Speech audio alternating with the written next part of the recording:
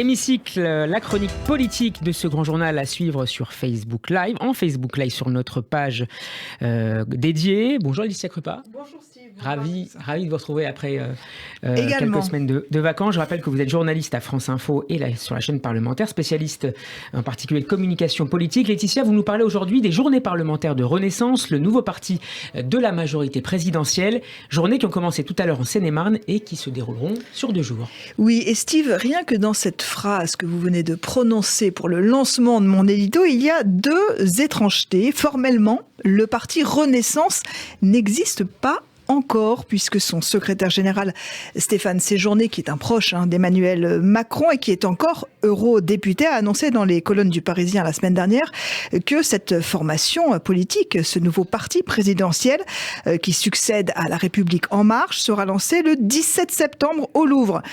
Deuxième étrangeté pour ces journées parlementaires Renaissance, pour la première fois depuis 20 ans, l'Assemblée nationale ne siège pas en session extraordinaire en septembre, mais fera sa rentrée le 3 octobre. Et ce sont donc des journées parlementaires un peu floues qui commencent. Pour comprendre, je vous propose tout de suite quelle différence aura ce nouveau parti présidentiel par rapport à La République En Marche. Le mieux, c'est peut-être d'écouter la Première ministre qui, bien sûr, a déjà pris sa carte fictive et se montre très enthousiaste avant même le démarrage de l'aventure.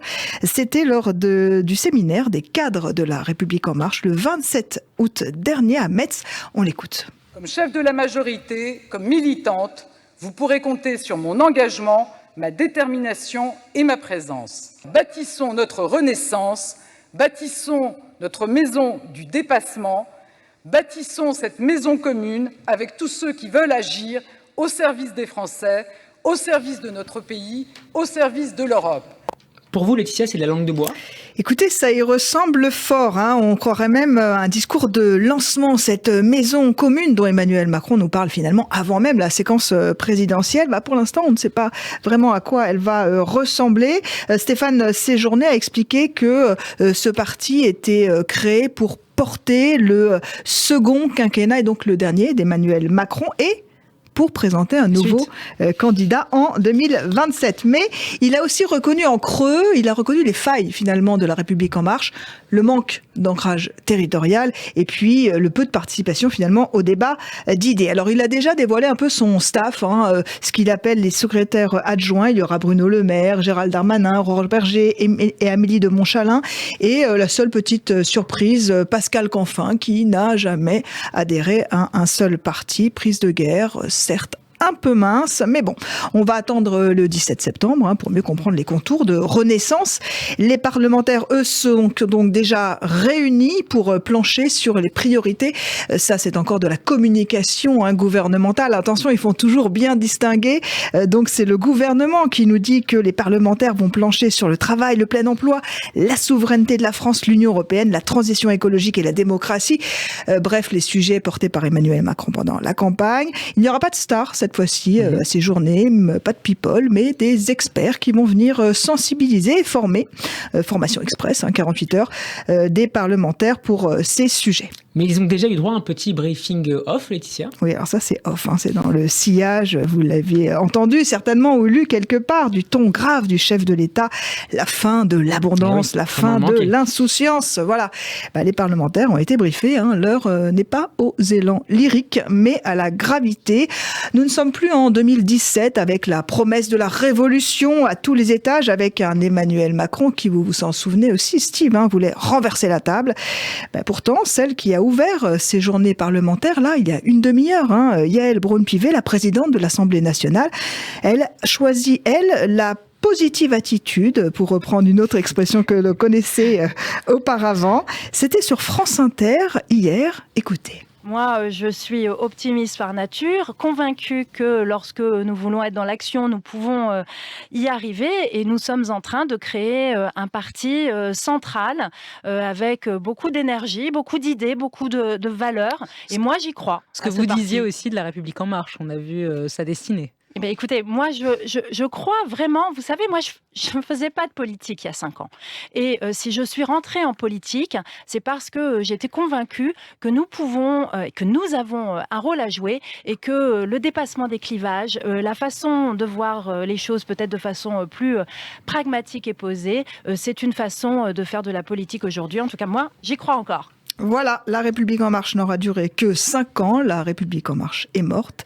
Vive Renaissance. Pourtant, Laetitia, on sait que pour la majorité présidentielle, qui, rappelons-le, n'a obtenu qu'une courte majorité de sièges à l'Assemblée, les prochaines discussions sur les textes de loi s'annoncent âpres. Oui, elle le sait, Yaël Braun-Pivet, elle le sait mieux que personne. Les oppositions ont déjà montré qu'elles seraient féroces, qu'elles ne laisseraient rien passer. Mais il y a aussi au sein des parlementaires réunis en Seine-et-Marne aujourd'hui et demain un petit vent de doute. Quid, par exemple, du Conseil national de la refondation qui sera lancé jeudi? Quid de ses relations avec l'Assemblée nationale, avec le Sénat? Comment seront articulées aussi les relations entre l'Élysée et le Parlement? Et surtout, il y a l'ombre de la dissolution qui flotte. Le Canard enchaîné a sorti un indiscret la semaine dernière sur l'évocation d'une dissolution par Emmanuel Macron lui-même, ce à quoi Aurore Berger, chef de file de Renaissance à l'Assemblée nationale, a coupé court tout de suite sur le plateau des 4 vérités sur France 2. On l'écoute. Le spectre de la dissolution, vous savez, il s'est beaucoup évaporé cet été parce qu'on a démontré la capacité qu'on avait à tenir et on a démontré la capacité qu'on avait à faire adopter les projets de loi, notamment sur la protection du pouvoir d'achat des Français. En résumé, on comprend avec vous, Laetitia, cet après-midi, que ces journées parlementaires ne sont finalement pas si simples à aborder et surtout valoriser, mais c'est sans compter sur un autre absent, un dissident qui ajoute au trouble. Et oui, le politique préféré des Français, le doudou chouchou des hit-parades de popularité, Édouard Philippe, s'est envolé pour une tournée au Canada. Alors vous allez me dire, Steve, que l'on sait depuis le départ qu'il ne fera pas partie de Renaissance, que Renaissance a absorbé finalement uniquement les petits partis, Agir, celui du centre, et puis Territoire et Progrès à gauche. Édouard Philippe, avec son parti Horizon, a choisi de faire cavalier seul. Et c'est une sacrée épine dans le pied d'Emmanuel Macron, qui aurait préféré avaler son meilleur ennemi. Le journal Le Point rapportait qu'à un dîner, pas plus loin que la semaine dernière, et où il était justement question de Renaissance, Emmanuel Macron aurait dit il aurait pu, Édouard Philippe, être autour de cette table s'il avait accepté de structurer la majorité comme je lui avais proposé. Je ne désespère pas qu'il nous rejoigne. C'est raté pour cette fois, puisque Doudou Édouard Philippe ne sera pas là non plus au CNR, Conseil national de la refondation, pour cause donc de séjour au Canada. Bref, vous l'aurez compris, avec un demi-démarrage aussi bancal, Renaissance a tout intérêt à trouver rapidement un nouveau souffle. Merci Laetitia Krupa. Je rappelle que vous êtes journaliste à France Info et la chaîne parlementaire. On peut réécouter votre chronique en podcast sur radioj.fr. Demain, c'est David Revaud-Dallon du JDD qui nous rejoindra sur ce plateau. Bonne semaine à vous Laetitia et à mardi. À mardi.